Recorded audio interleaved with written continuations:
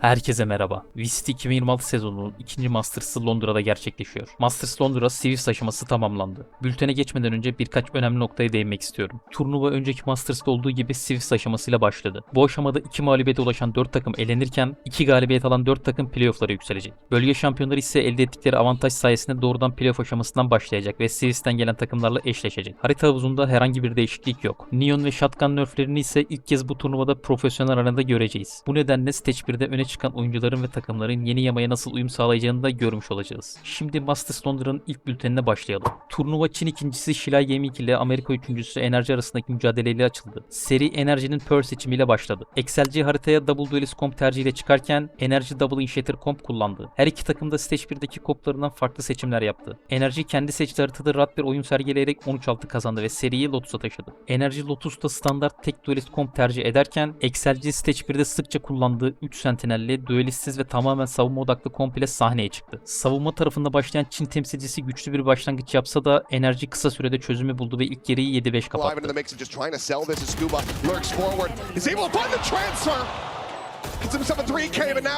Into the 1v1, the paranoia going to be sent. It's Johnny on the spot. Scuba completely blinded up.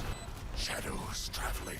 Smoke cycled in and Lysor trying to get this hold to happen, but Scuba is so damn fast to rotate around the back. He's just going to be sticking forward. And he should be served up on his own. No! He just holds it! An unbelievable Red Bull clutch! As Lysor says, I do not fake! XLG ikinci yarıya da iyi başlangıç yaptı. Ancak kritik anlarda özellikle Keiko'nun üstün performansı fark yarattı. Enerji haritayı 13-11 kazanarak seriyi 2-0 tamamladı. Keiko'nun ortaya koyduğu efsanevi performans ise Enerji'nin Londra'daki ilk galibiyetin en büyük mimarı oldu. İlk günün ikinci serisinde Vitality ile DRG karşı karşıya geldi. Lotus'ta Vitality alışık olduğumuz komp düzenini korurken DRG Veilei'nin yanına Chamber ekledi. Vitality'nin üstün oyunu ilk yarıya 8-4, harita sonuna ise 13-5 olarak yansıdı. Seri Breeze ile devam etti. Vitality bu haritada da standart komp tercihinden vazgeçmedi. DRG ise Lotus'ta olduğu gibi tek duelist ve chamber içeren yapıyla mücadele etti. Ancak harita boyunca oyunun kontrolü tamamen Vitality'deydi. Rakibine neredeyse hiç fırsat tanımayan EMEA temsilcisi Breeze'i 13-3 kazanarak seri 2-0 noktaladı. Oh my god! And he liked the last dish. Why not take another bite? Spirit C1 down and out, and Flexen's waiting his turn. Another for Durka. And you bet your ass they're gonna give him the chance to take them all for Vitality. A team who we questioned if they could even make it here. But who amongst you doubts them now? Böylece ilk günün ardından Çin temsilcisi XLG ve DRG rakiplerine karşı koymakta zorlandı ve turnuvaya mağlubiyette başladı. Buna karşın Enerji ve Vitality etkileyici performanslarıyla 1-0 havuzuna yükselmeyi başardı. İkinci gün Full Sense ile temsilcimiz Foot arasındaki mücadeleyle başladı. Seri Full Sense'in Fracture seçimiyle açıldı. İki takım da Double Duelist Comp tercih ederken aralarındaki temel fark kullandıkları duelist ajanlardı. Ayrıca Stage 1 boyunca tüm bölgelerde meta haline gelen Neon da bu maçla birlikte Masters Londra'da ilk kez sahne aldı. Rakibinin haritasında son derece rahat bir performans sergileyen Foot, Fracture'ı 13-3 kazanarak seride öne geçti. Time creating this pressure on B as the spike gets brought over, and it is just Leviathan tucked into tower. With that judge in hand, face forward into the spawn, and he tears him apart again.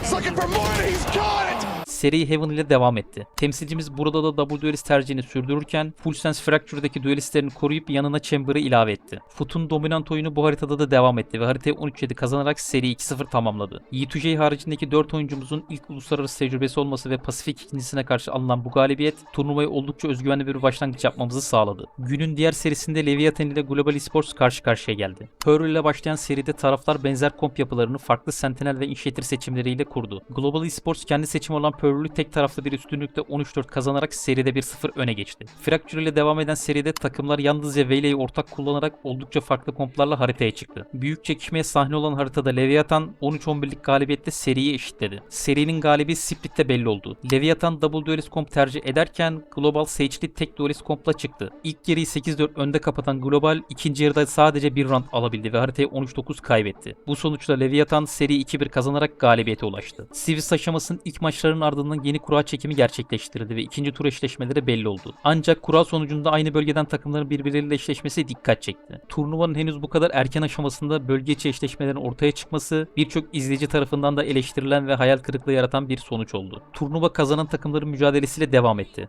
EMEA'dan birbirine oldukça aşina olan Vitality ve Foot, Londra'da playoff bilet için karşı karşıya geldi. İki takım ilk başlarında olduğu gibi bu seride de aynı haritaları yasakladı. Seri Pearl ile başladı. Vitality son Pearl kompuna sadık kalırken Foot tamamen yeni bir komp ile sahne aldı. Temsilcimiz Double Initiator yapısında UTG'yi Astra, topu ise Chamber ile kullandı. Haritanın her anında hissedilen kıyasıya rekabet takımların galibiyet hırsını izleyicilere sonuna kadar yansıttı. Nefes kesen mücadele 13-11'lik skorla Vitality lehine sonuçlandı ve seri Heaven'a taşındı. Foot Heaven'da Full Sense'e karşı kullandığı kompu korurken Vitality Stage 1'de Neon'un oynadığı kompu Jet ile değiştirerek haritaya çıktı. Bu haritada sahne tamamen Foot'undu. Temsilcimiz rakibine adeta nefes aldırmadan haritayı 13-4 kazanarak seriyi kara haritası Fracture'a taşıdı. Foot Fracture'da da Full Sense karşısında kullandığı kompu korudu. Vitality ise harita havuzuna girdiği günden bu yana sürekli yasakladığı Fracture'ı bu seride ilk kez oynadı. Kurdukları kompta sürpriz barındırmıyordu. Standart Double Duelist metakomp tercih edildi. Foot maça 3-0'lık başlangıç yapsa da ilk yarıyı 8-4 önde kapatan taraf Vitality oldu. İkinci yarıda temsilcimiz farkı kapatmaya çalıştı ancak Fransız ekibi üstünlüğünü korudu. Fracture 13-10 kazanan Vitality seri 2-1 kapatarak Series aşamasından playoff'a yükselen ilk takım oldu. Foot ise son şans maçında oynayacağı rakibini beklemeye başladı. Sivivs'in ikinci playoff bileti için bu kez iki Amerika takımı mücadele etti. Seri Leviathan'ın Ascent seçimiyle başladı. Bu Londra'daki ilk Ascent maçı oldu. Leviathan'ın üstün oyunu karşısında enerji zorlandı ve harita 13-7 Leviathan galibiyetiyle sonuçlandı. Lotus'ta enerji önceki komp düzenini korurken Leviathan Sky'lı Double Duelist komp tercih etti. Bu sefer senaryo tersine döndü ve enerji haritaya 13-5 kazanarak seriyi 1-1'e getirdi. Serinin kazananı Pearl'de belli oldu. Her iki takım da ilk günde kullandıkları Pearl komplarını tekrar tercih etti. Leviathan'ın ağır mağlubiyete rağmen komp değiştirmemesi dikkat çekti. Bu kez planlarını çok daha iyi uygulayan Latin Amerika temsilcisi Pearl'ü 13-8 kazanarak Masters Londra'daki ikinci playoff biletinin sahibi oldu. Siviss'in 4. günü eleme serileriyle devam etti. İki Çin temsilcisinin karşı karşıya geldiği mücadele kaybeden takım için turnuvanın son maçı olacaktı. Heaven ile başlayan seride iki ekip de Double Duelist tercih etti. Kendi seçimi olan Heaven'da rakibine büyük üstünlük kuran DRG haritayı 13-4 kazanarak seride öne geçti. Fracture'da DRG Double Duelist komp ile devam ederken XLG Double Initiator komp tercih etti. XLG'nin 13-9'luk cevabı seriyi Split'e taşıdı. Split'te iki takım da agresif Double Duelist komplarla haritaya çıktı. Kritik haritada başa baş bir mücadele yaşandı. Happy Wayne'in müthiş performansı sayesinde XLG haritayı 13-11 kazanarak bir üst tura yükseldi. Böylece Londra'ya veda eden ilk takım DRG oldu. Günün diğer eleme karşılaşmasında iki Pasifik temsilcisi karşı karşıya geldi. Split ile açılan seride farklı duelistlere sahip ayna komplar tercih edildi. Global iyi başlasa da kazanan 13-9'da Full Sense oldu. Biriz ile devam eden seride her iki takım da tek duelist artı seçli komp kurdu. Global'in 13-8'lik galibiyeti seri 1-1'e getirdi. Takımların kaderi Pearl'e kaldı. Global Leviathan karşısında kullandığı kompu korurken Full Sense, Jet ve Phoenix'li Double Duelist yapı tercih etti. Pearl'de etkili başlayan Global Leviathan'a karşı gösterdiği ezici performansı tekrarladı ve haritayı 13-8 kazanarak rakibini turnuvadan eledi. Siviss'te sona kalan 4 takım için yeniden kura çekildi ve eşleşmeler belli oldu. Bu eşleşmeler sonucunda oynanacak 2 seri playoff biletini belirlerken diğer 2 takım turnuvaya veda edecekti. Son gün temsilcimiz Foot ile son Champions şampiyonu Enerji arasındaki maçla açıldı. Seri Enerji'nin Lotus seçimiyle başladı. Enerji turnuvadaki 3. Lotus maçında da aynı kompu korudu. Temsilcimiz ise turnuvadaki ilk Lotus haritasında Double Duelist kompla çıkarak Neon'a geri döndü. Serinin ne kadar çekişmeli geçeceği ilk haritadan belli olmuştu. Büyük rekabete sahne olan Lotus'u 13-11 kazanan Enerji seride öne geçti. Mücadele Heaven ile devam etti. Foot Londra'da oynadığı 2 Heaven maçında kazanmış ve oldukça etkileyici performanslar sergilemişti. Temsilcimiz aynı kompla devam ederken Enerji turnuvadaki ilk Heaven maçında Double Duelist tercih etti. Büyük çekişme burada da hız kesmedi. Foot'un garanti gözüyle baktığımız roundları kaybetmesi, eko roundlar ve bireysel hatalar serinin heyecanını sürekli yüksek tuttu. Skor 12-11'e geldiğinde Foot'un zayıf satın alımı nedeniyle maçın onlar için sona erdiği düşünülüyordu. But now sees another player has to backpedal away. The turn of the flash. Sociable able to find one. Kiko going to be shut down. The spray and pray from Yetta J is able to find Scuba. And but manage to persevere.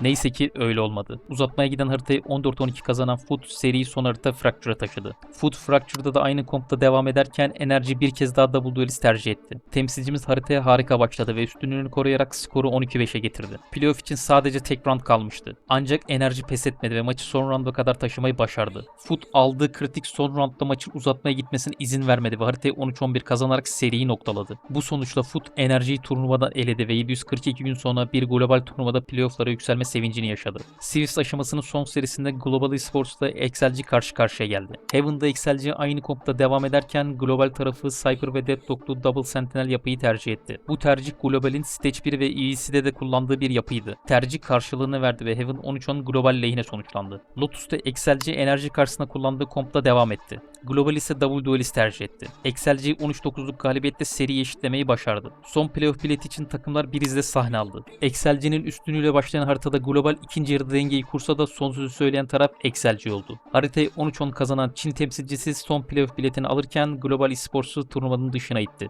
Böylelikle Swiss aşaması tamamlanmış oldu. Playoff eşleşmeleri kura sonucu belli oldu. Buna videonun sonunda değineceğiz. Swiss aşamasının en çok izlenen serisi turnuvanın 5. gününde gerçekleşen Foot enerji mücadelesi oldu. Temsilcimizin Full Sense ve Vitality ile oynadığı maçlarda izleyicilerden büyük ilgi görerek en çok izlenen ilk 5 seri arasına girdi. Rekabetin izlerini Koza'ya yakalanan Bravk'ın kurtulduktan sonra Leo tarafından harika avlanışıyla başlayalım.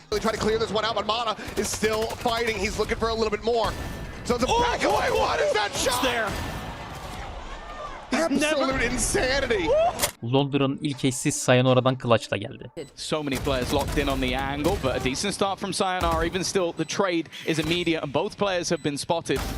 That's good. Makes things difficult, but they line up for Sayonara. He now needs an ace on his debut on the international stage. Two players stand ahead of him. The first already falls. The youngster looks to take over.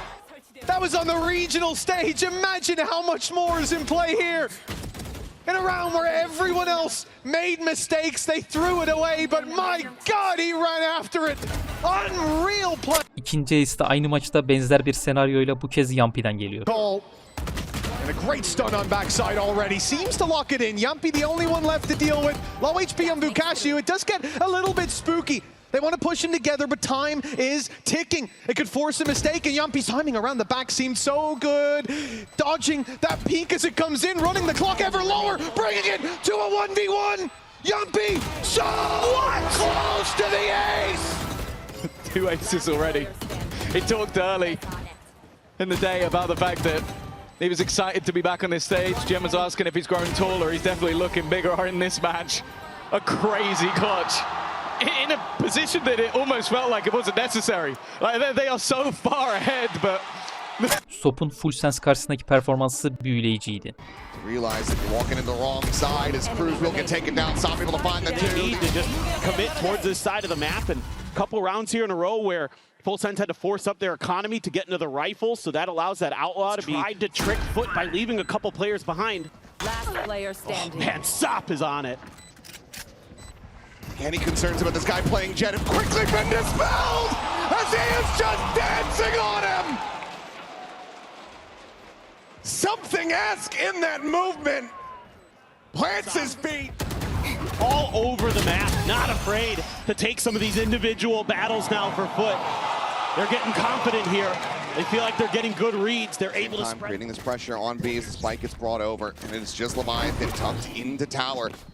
With that judge in hand, face forward into the spawn, and he tears him apart again. He's looking for more, and he's got it. Shit boy's dead. Of course, he's good for it, and he's gonna stick around. Prowler doesn't scout him, and it's double shorty shots to the back of Shit Boy's score. The punish isn't there. He repeats, he finds Cruz, and then he overheats a little bit, but it doesn't matter. The damage is done. Planlanan müthiş combo kusursuz işledi. Keep in mind the run it back is online for GE, thanks to farming those orbs early on. Stunned to slow them down. In fact, it's going to be a push out of Leviathan. Sanos found That's himself beautiful. one, and the salvos are sublime. even when the Nightfall goes through on the other side, they dive over the top of it, stun into the corner as well. Then the salvos come in. Like, that is time. Sop iyi başlıyor ancak son sözü Chronicle söylüyor. For those, and he says that's why he's continuing to push forward. He's just disrespected this Nebula. He's sliding in behind two players. He hears his drone going. He sees the burst, and he hits the top. Sop is destroying them.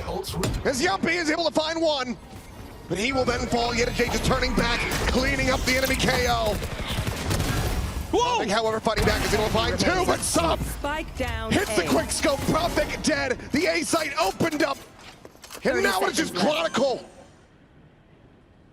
to try to see if he can somehow Spike turn planted. the tides, get this clutch. He's done it before. Sees the weaponry, has to make the noise. Swaps off the Guardian Sop again. We're gonna be dialed in, but okay, Chronicle able to fish out the kill. Takes it into the 1v1, and once again, Yetajay is playing this patiently. Delayed reaction, setting up that grab well. Chronicle tries to bait him forward. The jump peek out, damage not to be found. Yetajay trying to play the timing, but now he's going to be taken low. 10 bullets remaining, the swing forward. These 1vx's to give themselves a chance to send it to overtime.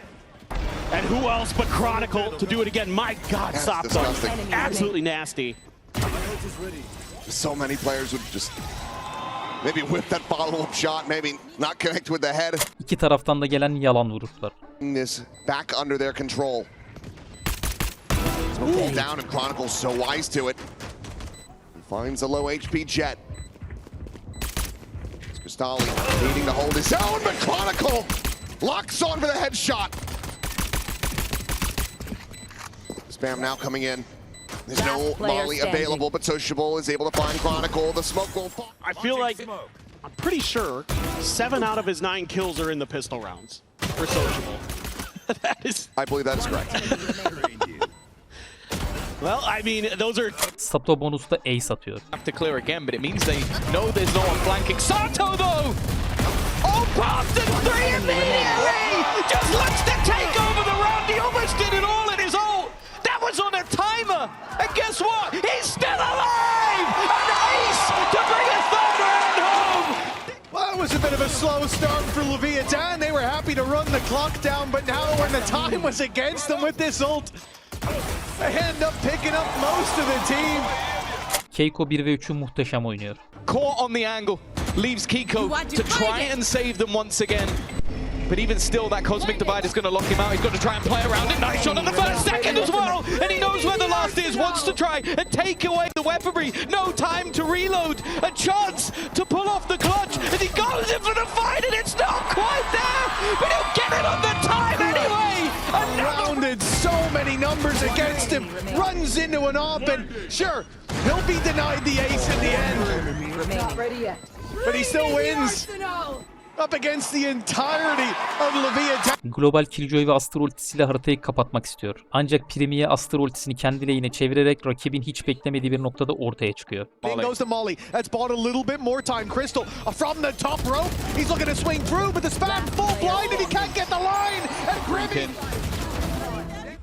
They've just managed 3 rounds in a row. They need that total to go up to 8. But the one thing I said in the last round was, hey, at least they didn't use all those ultimates up. Well, which they have now. Everything is offline. Foot'un kurguladığı harika plan tıkır tıkır işliyor. maker here. He was starting to scale down in the sewers. Checks that corner. He's going to be very much not favored. The Paranoia is going to be denying that vision. Meanwhile, Zeus absolutely destroys them all! Oh my God, the Saturate saturate. through. Right as Kiko pops the ult as well. Unbelievable. Perfect. Perfect, mate. Perfect. Yeah, they checkmated him in that round. That is for sure. That's stellar. What a timely Paranoia too. I mean, completely makes it Zomata has no idea what's going Top jet bıçaklarıyla Eko'yu takımına kazandırıyor. On the floor. Swing out though, Sop able to find one. Needs a hell of a lot more! Comes away with 3! Hasn't been able to recover the weapon, and Scuba so close to death.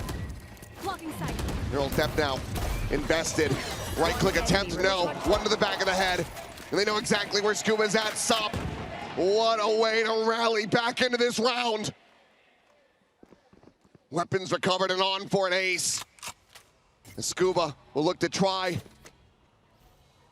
to pull off a Red Bull clutch. The crowd starting to cheer for it, wanting to see this ace confirmed. The reposition. And he's going to be able to shut it down. Scuba isolating, finding more damage. Yetajay now tagged up. It's still 20 seconds to try to play with. They will just set him behind. is One enemy an remaining. unbelievable blade storm. Nice tee up there with the saturate. Spike down. That right there is gorgeous. Just simply stunning. If there's one. Hasar tablosunun en yüksek ACS'e sahip oyuncu 277 ACS ile Premier oldu. Onu 251 ACS ile Sayonara, 245 ACS ile Wukaku, 241 ACS ile Sop ve 236 ACS ile Dörke takip etti. Dip 5'lide ise 145 ACS ile Leviathan, 149 ACS ile Flexin, 150 ACS ile Killua, 155 ACS ile Jit Boys ve 156 ACS ile Xavi yer aldı. Premier'in zirvede yer almasına rağmen takım arkadaşlarının en alt sıralarda kalması, FullSense'in turnuvaya erken veda etmesine büyük rol oynadı. Premier adeta mücadelesinde yalnız kaldı. Series aşamasında en çok tercih edilen haritalar 6 kez seçilen Fracture, Heaven ve Lotus oldu. Buna karşın Ascent sadece bir kez oynanırken aldığı 9 yasaklamayla en çok banlanan harita oldu. Series aşamasında en fazla Omen tercih edildi. Vito, Mix, Reyna, Aiso, Gecko, Claw ve Yoru ise turnuvada şu ana kadar hiçbir maçta tercih edilmedi. Masters Londra Series aşamasından Vitality, Leviathan, Foot ve Excelci başarılı performansıyla playoff'lara yükselmeyi başardı. Gerçekleşen kura çekiminde bölge şampiyonları rakiplerini seçme hakkına sahipti. Kuradan ilk çıkan G2, Çin temsilcisi Excelci'yi tercih etti. İkinci çıkan EDG ise temsilcimiz Foot'u seçti. PRX Leviathan'ı tercih ederken Heretics otomatik olarak Vitality ile eşleşti. Turnuva 12 Haziran'da ilk playoff maçlarıyla devam edecek ve 21 Haziran'da oynanacak büyük finaliyle sona erecek. Ayrıca final günü oyuna eklenecek yeni haritada ilk kez tanıtılacak. Kupa yolunda mücadele edecek temsilcimiz Foot'a başarılar. Peksa Bülten'in bu bölümünün sonuna geldik. Diğer videolarda görüşünceye dek kendinize iyi bakın. To get there, but that Don't leave almost him did. hanging. Come on. Come on. Come on now. Don't, you can't do this to him. Someone say something. Please. Have we frozen in time? Yeah!